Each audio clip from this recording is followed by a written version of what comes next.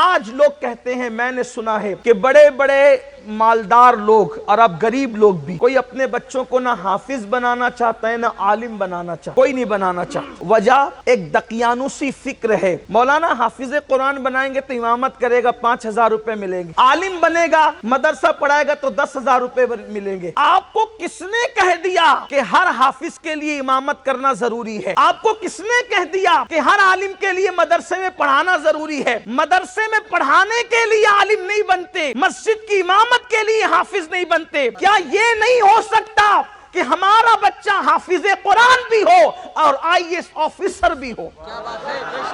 ہمارا بچہ عالم دین بھی ہو اور کسی کورٹ کا جج بھی ہو؟ کیا یہ نہیں ہو سکتا؟ بالکل ہو سکتا ہے۔ آج لوگ کہتے ہیں، ایک مسئلہ بتانا چاہتا ہوں، اگر کوئی ناراض نہ ہو تو مجھے معاف کرنا۔ ایک مسئلہ بتانا چاہتا ہوں کہ یہ مسئلہ ہے کہ اگر کوئی حافظ قرآن مسجد میں تراویح سنانے کے لیے جائے اور اس کے بعد وہ کہے کہ مجھے کتنا دو گے، تو اس نے جو قرآن پڑھا اس کا کوئی ثواب ہی نہیں، بلکہ اس کے پیچھے تراویح ہی نہیں۔ توجہ کرنا میری بات پر۔ اگر کوئی جا کر کہتے ہیں کتنا دو گے تو اس کے پیچھے تراویح ہی نہیں ہے، اس لیے کہ لے کر قرآن نہیں پڑھا جاتا۔ قرآن اللہ کی وہ کتاب ہے کہ جس کا ایک حرف ایک پلڑے میں رکھا جائے اور دنیا کی ساری دولت ایک پلڑے میں رکھی جائے تو ایک حرف قرآن کا ساری دولت پر غالب آ جائے گا۔ اللہ کی کتاب قرآن کہتا ہے، لو انزلنا هذا القرآن على جبل لرأيته خاشعا متصدعا من خشیۃ اللہ، کہ اگر یہ قرآن ہم کسی پہاڑ پہ نازل کرتے تو پہاڑ ریزہ ریزہ ہو جاتا۔ یہ قرآن مقدس کی عظمت ہے۔ تو یہ مانگ کر کے اجرت کے طور پہ پڑھنے والی کتاب نہیں کہ کتنا دو گے، اس کے پیچھے تراویح نہیں۔ اب اس کا ہم بائیکاٹ کرتے ہیں، یار یہ سسٹم ختم ہونا چاہیے، کتنا دو گے، کتنا لوگے، کتنا دو گے، کتنا لوگے، یہ سسٹم ختم ہونا چاہیے۔ میں کہتا ہوں یہ سسٹم ختم نہیں ہوگا۔ کب تک ختم نہیں ہوگا؟ اس وقت تک جب تک ہم مالداروں کے بچوں کو علم دین نہیں پڑھائیں گے۔ کیوں ایسا؟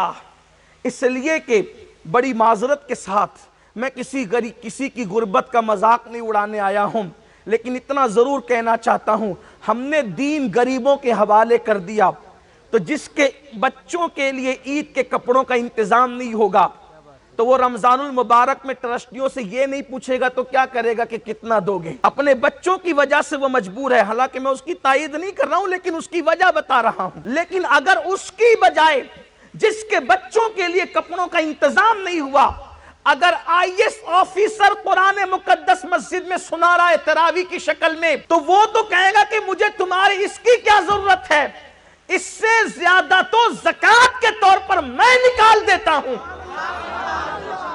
یہ فکر ہوگی۔ آپ کہیں گے IAS IPS ڈاکٹر انجینئر بھی قرآن سنا سکتا ہے تراویح کی شکل میں۔ میں کہتا ہوں کہ جب اکھنڈ بھارت کا بادشاہ تراویح سنا سکتا ہے، اکھنڈ بھارت کا بادشاہ تراویح سنا سکتا ہے تو ہمارے آفیسران کیوں نہیں سنا سکتے؟ آپ کہیں گے کوئی اکھنڈ بھارت کا ایسا بادشاہ بھی ہوا کہ جو تراویح سنا سکتا ہے؟ واللہ سنایا ہے، سنا کیا سکتا ہے؟ اکھنڈ بھارت کا بادشاہ، غیر منقسم بھارت کا بادشاہ، جسے دنیا اورنگزیب عالمگیر کے نام سے جانتی ہے،